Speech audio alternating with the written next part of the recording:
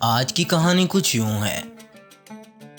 ایک دفعہ کا ذکر ہے کہ ایک جنگل کے کنارے ایک غریب لکڑہارا رہتا تھا۔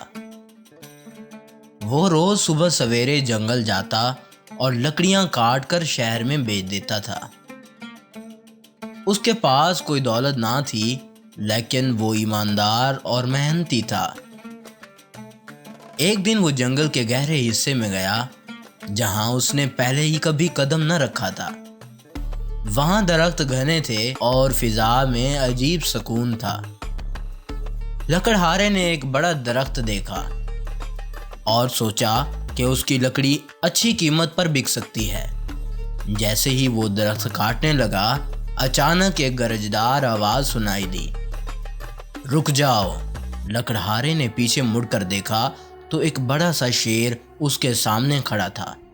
شیر کی آنکھوں میں غصہ تھا، لیکن اس کی آواز میں ایک عجیب وقار تھا۔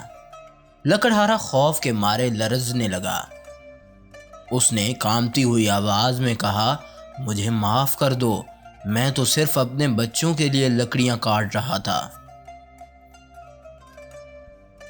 شیر نے کچھ دیر سوچا اور پھر بولا، یہ درخت میرا ہے۔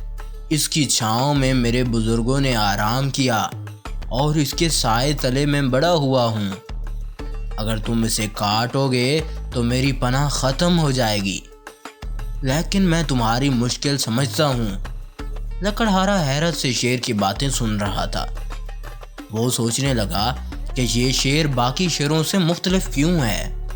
شیر نے پھر کہا، میں تمہاری مدد کر سکتا ہوں، لیکن پہلے تمہیں وعدہ کرنا ہوگا کہ تم جنگل کا خیال رکھو گے اور بیجا درخت نہیں کاٹو گے۔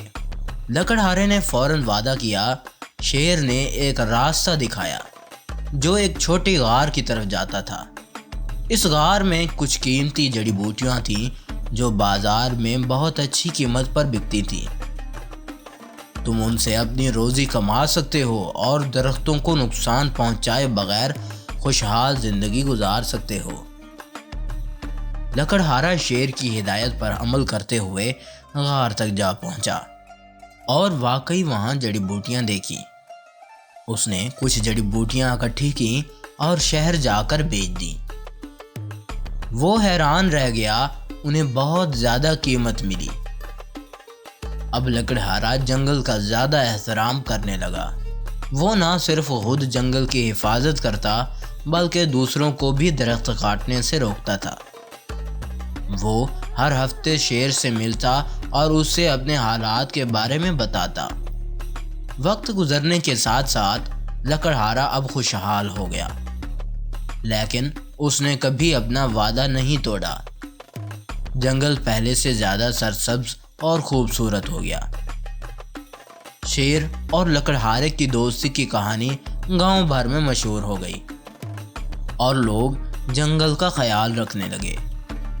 یوں ایک شیر اور لکڑہارے کی دوستی نے نہ صرف ان کی زندگی بدل دی بلکہ پورے جنگل کی قسمت بھی۔ تو اگر آپ کو ہماری یہ ویڈیو اچھی لگے تو چینل کو ضرور سبسکرائب کیجیے۔ اگلی ویڈیو تک انتظار کیجیے۔ شکریہ۔